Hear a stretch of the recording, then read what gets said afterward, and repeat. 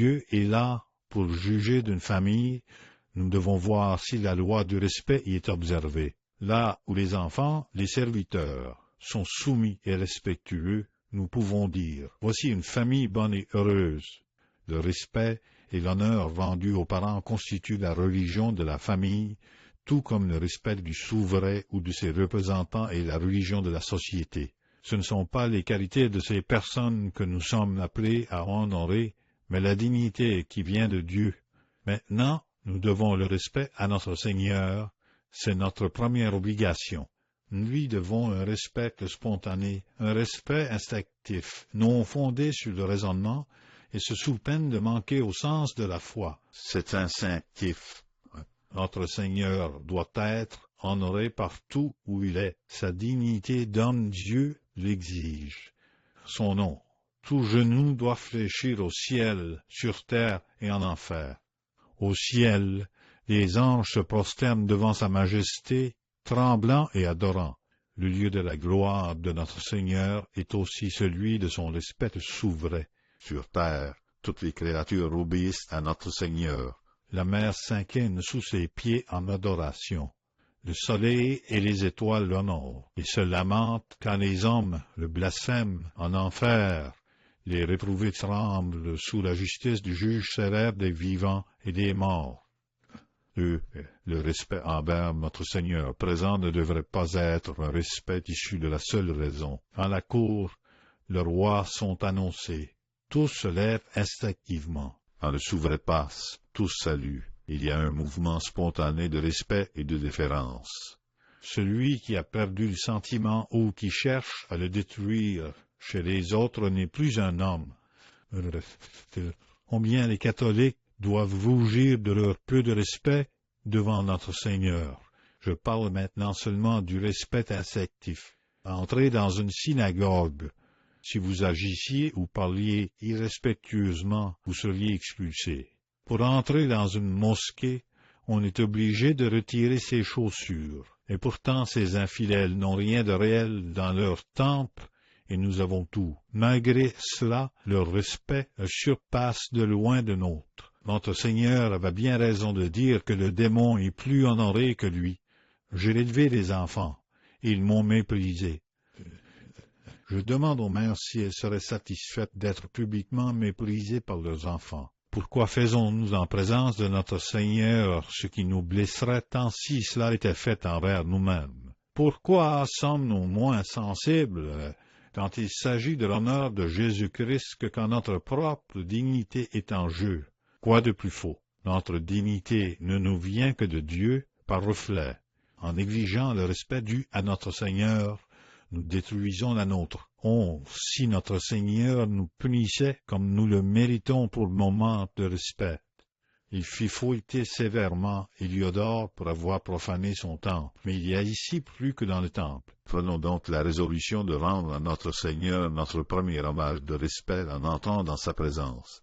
Si la légèreté ou la négligence précède cet hommage, nous sommes misérables. Oui, nos plus grands péchés contre la foi sont ceux des manquements au respect.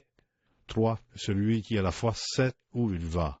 Il sait qu'il va à l'église vers Jésus-Christ. Comme Saint Bernard, il dit à toutes ses occupations en entrant: restez dehors, je dois aller à Dieu pour me rafraîchir, j'y sais ceci. Vous savez combien de temps vous devez rester à l'église, alors durant ce temps, laissez tout le reste. Si vous venez pour prier, alors vous n'êtes pas venu pour penser à vos affaires. Si les distractions, l'imagination, les préoccupations vous perturbent, renvoyez-les dehors sans vous troubler à leur sujet, et vous, restez à l'intérieur. Offrez-vous à notre Seigneur dans un esprit de respect et de réparation. Soyez plus recueillis, et que notre Seigneur voie que vous détestez vos distractions par votre démarche, sinon par votre intérieur. Rendez hommage à sa divinité, à sa présence. Et si vous ne faites que cela, vous aurez déjà beaucoup fait. Observez un saint entrant dans une église.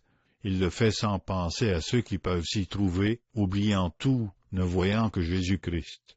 En présence du pape, on ne pense pas aux évêques ou aux cardinaux. Et au ciel, Les saints ne s'amusent pas à s'honorer les uns les autres. Non, à Dieu seul tout honneur, toute gloire. Agissez donc selon ce principe. Dans l'Église, il n'y a que notre Seigneur.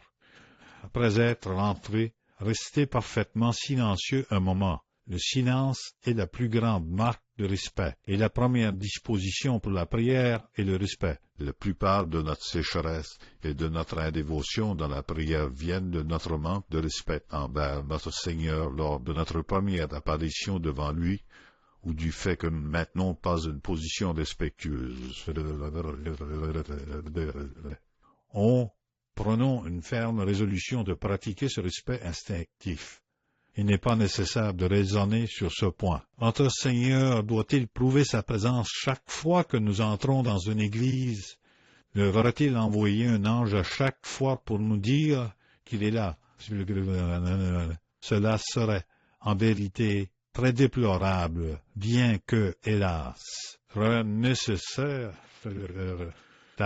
Nous devons à notre Seigneur le respect extérieur, c'est la prière du corps, et rien n'aide tant la prière de l'âme.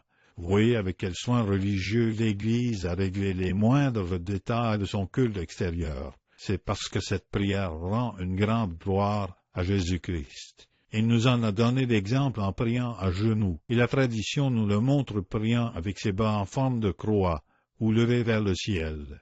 Les apôtres nous ont conservé cette manière de prier, et le prêtre l'utilise dans le sacrifice. Notre corps, qui reçoit la vie de Dieu, qui vit de ses bienfaits à chaque instant, ne lui doit-il rien? Il doit être amené à prier par sa posture respectueuse. Les attitudes négligentes du corps affaiblissent l'âme, tandis qu'une posture crucifiante la fortifie et l'aide. Je ne veux pas vous faire souffrir par une position trop inconfortable, mais nous devons user d'un peu de sévérité. Ne vous adonnez jamais à des postures familières devant Dieu, car elles engendrent le mépris. Aimez-le, soyez tendre et affectueux envers lui, mais jamais familier. La sécheresse et l'indévotion dans la prière proviennent presque toujours d'une irrévérence de comportement. Si vous voyagez ou dites des prières de surérogation chez vous, prenez la posture qui vous fatiguera le moins. Mais devant notre Seigneur, tout l'être doit adorer. Appelez-vous comme Dieu fut sévère sur ce point dans l'ancienne loi, à travers quels détails préparatoires les Lévites devaient passer. Dieu voulait ainsi leur faire sentir leur dépendance et les préparer à bien prier. Par manque de ce respect extérieur, notre piété languit. Je sais bien qu'il n'est pas nécessaire de trembler de peur devant Dieu ou d'avoir peur d'entrer dans sa présence. Mais d'un autre côté, nous ne devons pas avoir l'air de l'ignorer. Cette réserve dans le comportement aide à une prière plus sérieuse, mais par sensualité, nous négligeons de la maintenir. Nous pensons être trop fatigués. Ah, comme l'imagination nous trompe. Si le pape passait, notre fatigue supposée ne nous empêcherait pas de nous agenouiller. Et même si nous étions sérieusement fatigués, ne craignons pas tant de souffrir, car cela déploie les ailes de la prière. Nous pouvons au moins, même alors, préserver l'attitude grave et sérieuse.